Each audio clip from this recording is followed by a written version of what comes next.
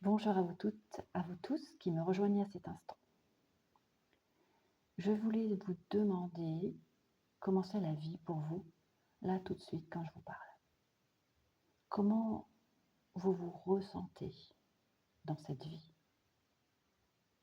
Est-ce que vous vous ressentez plutôt comme un étranger, plutôt comme un visiteur, un intrus, un extraterrestre, ou alors comme quelqu'un d'étrange qui ne se définit qu'à travers ce qu'on dit de lui, qui se compare à l'autre, qui se compare à d'autres, afin de vérifier si les normes établies lui correspondent, ou qui s'identifie parfois à l'autre juste pour essayer de se connaître, de se comprendre, pour comprendre qui il est et qui sont ces autres, pour reconnaître un lieu de vie, une planète, une terre d'accueil extraordinaire à tant d'égards, mais où l'on ne trouve pas toujours sa place. Et vous êtes-vous déjà demandé si vous l'aviez choisi, cette place, cet endroit où vous errez parfois comme une âme en peine? Vous êtes-vous demandé si un jour toutes les belles prophéties, toutes les belles promesses d'une nouvelle terre, d'une nouvelle Jérusalem, d'une terre où tous les êtres humains sauraient vivre ensemble et s'aimer, si cela pouvait vraiment se réaliser, s'accomplir? L'avez-vous rêvé, cette vie pleine d'amour? L'attendez-vous encore? Espérez-vous que les moments de bonheur que vous viviez parfois durent plus longtemps, plus souvent? Oseriez-vous souhaiter enfin qu'ils durent toujours? Alors je peux vous affirmer, si vous répondez oui à au moins une de ces questions, je peux vous affirmer que cela non seulement peut vous arriver, peut nous arriver, mais qu'en fait c'est déjà là. Car l'espoir en vous et la quête de ce bonheur, même si elle est à l'extérieur, peut vous y conduire. Et c'est le chemin qui va vous y mener. Jack London n'a-t-il pas dit que ce n'est pas la destination qui compte, mais le voyage et ses tours et détours? Alors ce chemin, celui de la vie, de votre vie, celui que l'on emprunte et qui est parsemé de tant de paysages différents, d'une météo changeante, de tout, exactement tout ce dont nous avons besoin pour comprendre qui l'on est, où l'on va et pourquoi, eh bien ce chemin va vous montrer, va nous montrer à quel endroit on est encore séparé de l'amour de soi, de Dieu en soi, de la vie en soi. Ce chemin, c'est 4 saisons qui sont faites de tout ce que nous y vivons tout du long. Et certaines saisons semblent s'éterniser plus que d'autres. Mais c'est quand on avance dans sa vie et que c'est inconfortable, que la tempête qui fait rage semble s'être installée pour de bon, c'est alors que l'on regarde autour de soi pour trouver un peu de bon sens ou un petit coup de pouce, encore un peu d'espoir. Garçon, un peu d'espoir, s'il vous plaît.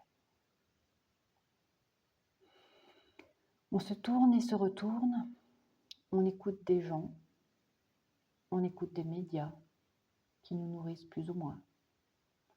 On se laisse alimenter par de l'information qui n'est pas très digeste ou carrément prémâchée et qui constitue de la manipulation de conscience sous couvert de gentillesse, de solutions miracles, et en croyant s'élever, en croyant élever sa condition, son niveau de conscience, en restant moins seul puisqu'on est connecté à d'autres qui suivent finalement les mêmes soupes indigestes, en s'unissant par des pratiques discutables, en se convertissant, en signant des pactes, en signant des contrats. On se perd. encore et encore. On se divise en soi. Et le temps semble alors s'acharner sur sa vie, semble nous torpiller alors que l'on croit avoir tout tenté. Comment faire pour s'en sortir? Comment faire le tri dans tous ces conseils super avisés? Comment faire preuve de discernement? Vous avez sans doute remarqué comme moi que les chaînes spirituelles, ça pleut, que chacun y va de ses prédictions, de ses bonnes intentions et de son coaching. Et qu'au final, on reste là, pantelant, démunis, voire désœuvrés, même appauvris. Pourquoi? Ce n'est pas de discuter le contenu, le problème, mais c'est que on l'attend, sa vraie vie. Et elle continue son petit bonhomme de chemin. Alors qu'on l'attend, elle continue avec ses guerres à tour de bras, ses maladies épidémiques, ses histoires de famille, ses histoires de couple, ses histoires de genre, de pauvreté pour les uns et de richesse pour les autres, de colère, de joie et de peine, avec ces illusions tellement réelles qu'à tel point je me suis moi-même demandé si ma chaîne YouTube avait encore un quelconque intérêt, et pour moi et pour vous, et pour nous, et j'ai commencé à douter de moi. Et puis, au milieu de toutes ces illusions, ces dérisions, ces tragédies, j'ai finalement compris que chacun est vraiment guidé vers ce qui doit être conscientisé, que chacun traverse ce qu'il veut traverser avec son propre niveau de conscience, et qu'il se dirige vers ce qui est juste pour lui, même si cela semble pour les autres qui le regardent patauger, complètement irréel, complètement raté. Même donc s'il fait des tours et des détours au besoin, car le temps des uns n'est pas le temps des autres dans cette matrice temporelle terrestre. Quant au temps du un en soi et autour de soi, celui-là est universel. Et c'est ici et maintenant. Alors, quand on est plus ou moins réveillé, souvent bien moins que ce que l'on s'imagine, car on est toujours plus réveillé que certains et certains plus que soi. Donc, quand on veut juste faire le lien avec la vraie vie, avec sa vraie vie, celle dans laquelle on est incarné, dans ce corps de matière, ce truc, là, on touche avec ses mains. Cette terre sur laquelle on est incarné. Comment faire? Comment ne pas justement ni se trouver trop perché, ni trop spirituel, ni trop à part, au milieu de tous ces autres qui semblent des fois ne pas nous calculer, tant leur propre vie est elle-même à des années-lumière de la nôtre ou la nôtre de la leur, et leurs valeurs loin de nos valeurs. Et puis on aimerait bien partager à tous ces autres ces ressentis, ces valeurs, sans se faire rejeter, balayer, parce qu'on ne sait pas toujours se taire, parce que l'on veut partager ce que l'on a compris, sans qu'on nous l'ait demandé, parce qu'on ne sait pas d'abord s'aimer soi, et qu'on aimerait bien déjà y être sur cette nouvelle terre, dont on nous rabâche les oreilles. Mais, s'il vous plaît, sans faire tous ces efforts, car il semble impossible à réaliser, et on est fatigué d'essayer. Comment faire alors? Comment? Eh bien, en apprenant. En apprenant à marcher ensemble, avec ce divin en soi, en apprenant à l'apprivoiser, à le laisser prendre de plus en plus de place. Et pour cela, j'ai décidé de vous proposer une balade, une promenade gourmande et accompagnée, à laquelle je participerai et qui fera de nous non seulement des connaissances, mais aussi des amis. C'est quoi pour vous des amis? Moi, je vous appellerai mes amis parce que je vous ferai connaître tout ce que j'ai appris de mon père. Peut-être avez-vous déjà entendu cette parole, celle de celui qui s'est incarné dans le corps d'un certain Jésus et qui, selon moi, nous a laissé l'essentiel. Cet essentiel qu'on ne voit bien qu'avec les yeux du cœur, comme disait le petit prince. C'est étrange que ce petit prince s'immisce par-ci par-là, en ce moment. Nous y reviendrons dans notre promenade à l'occasion. Voilà, je me présente. Pour ceux qui ne me connaissent pas encore, je suis dans cette vie Diane M.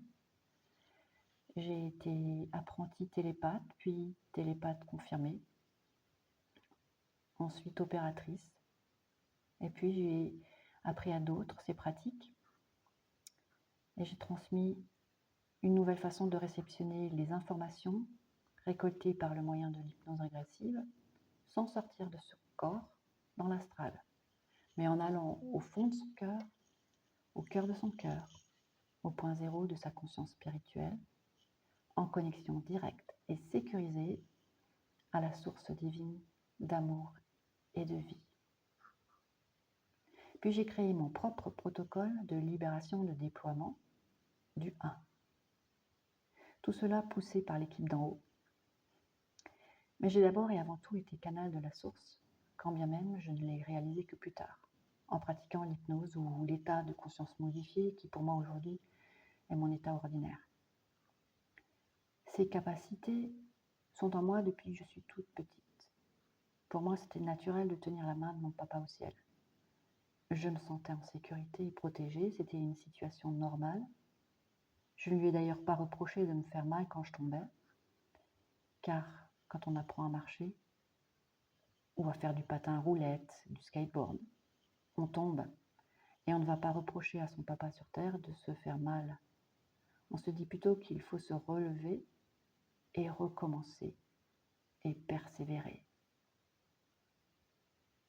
Ces capacités m'ont donc donné la force et la volonté de me sortir de situations fort critiques, d'enfermement aussi, de peur et de croyances, plein de peur et plein de croyances, dans lesquelles je me perdais. Mais cela aussi m'a donné un sens intuitif et exacerbé, selon certains.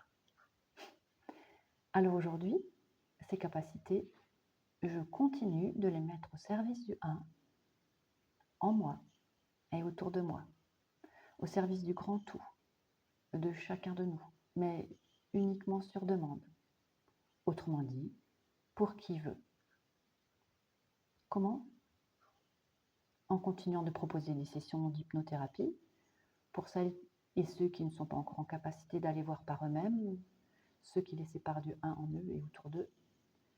Ce qui change de traditionnel avec ma technique actuellement, c'est que cette session, ou la session que je propose, se fait juste entre le client et moi, dans une sorte de proximité vibratoire qui je trouve idéale pour nous, et d'ailleurs sans tierce personne, ce qui produit un échange totalement unique et redoutablement efficace.